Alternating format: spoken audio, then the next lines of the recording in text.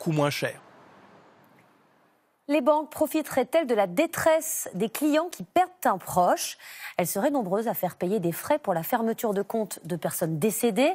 Elles appellent cela des frais de succession bancaire et peuvent réclamer de 200 à 600 €. L'œil du 20h a mené l'enquête. Lorraine Gublin, Julien Nény et Laurent Desbois. Bien choisir sa banque, c'est parfois un casse-tête. Il faut comparer tous les tarifs, carte bleue, découvert, retrait, mais on pense rarement à vérifier les frais dits de succession. Car oui, la banque prélève des frais même après la mort. Florence Mayer est triste et en colère. En juin dernier, elle perd brutalement sa petite sœur et découvre au moment de fermer ses comptes que la banque prélèvera 518 € de commission. On arrivait à 518 € pour juste 25 000 € d'économie, parce que c'est tout ce qu'elle avait. Pour moi, le montant est faramineux et c'est complètement hallucinant. Des frais que la banque justifie par le recensement des comptes, les échanges avec le notaire et les services fiscaux, ou encore l'analyse des pièces héréditaires. Pour vous, le service rendu ne justifie pas cette somme? Ah, pas du tout. C'est une succession qui est plus que facile, puisqu'il y a un seul héritier. Ces frais sont souvent évalués en fonction du montant laissé par le défunt sur son compte. Ils peuvent varier du simple au triple selon les banques.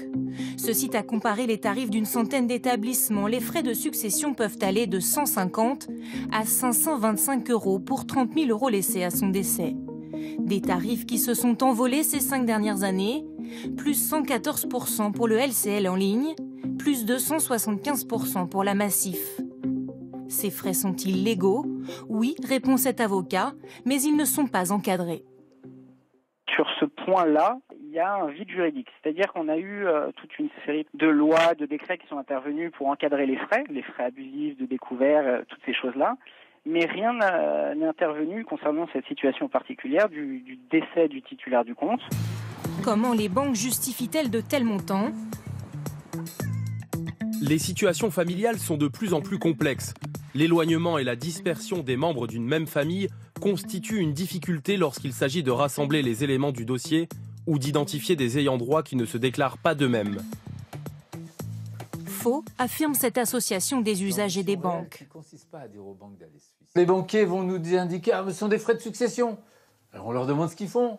Ils sont bien incapables de nous l'indiquer. En fait, rien ne justifie de tels tarifs tels qu'ils les pratiquent. Ils se contentent de clôturer un compte et d'envoyer l'argent au notaire ou un des héritiers. L'association estime que ces frais de succession rapportent plus de 100 millions € par an